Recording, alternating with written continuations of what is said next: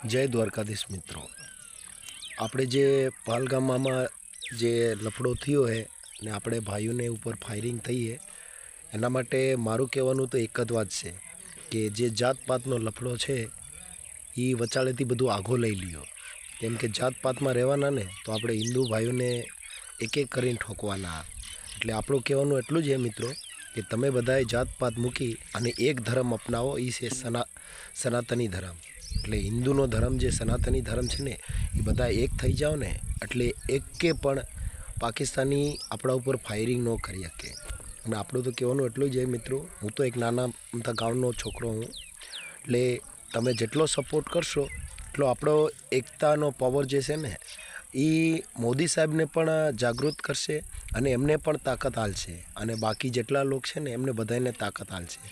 આપણે એમાં બે ગુજરાતી માણા પણ હતા, એમને ઉપર પર ફાયરિંગ થઈ છે. એટલે બહુ મોટો હત્યાકાંડ થયો છે. એટલે સપોર્ટ કરો તો બહુ સારું છે. અને આપણે હાથ જોડીને વિનંતી છે કે બધા ભાઈ મળી અને એકો કરશો એટલે સનાતની ધર્મ બનાવો. આ જાત પાત ને એવું બધું કરો હો ને એટલે એમાં ન ચાલે. આપણે આ જે સમાજમાં છે ને મુસલમાન સમાજમાં, એમાં જે તમે જોવો હો કે જે પણ હોય ને એ એકો કરી નાખે. એમ નથી કે એ સમાજમાં નથી, એમાં પણ જાતભાતનો હે. બાકી જ્યારે એના ઉપર આવે ને એટલે એ જાતપાત ન જોવે, એ બધા એક થઈ જાય. અને આપણે શું કહીએ કે નાના આ હરિજન હે ને આ બિચારો ભરવાડ હે ને આ ગુજરાતી હે ને આ ઓલો હે ને ઓલો, એ લફડો ન રાખતા કોઈથી. એ લફડો રાખશો તો આપણે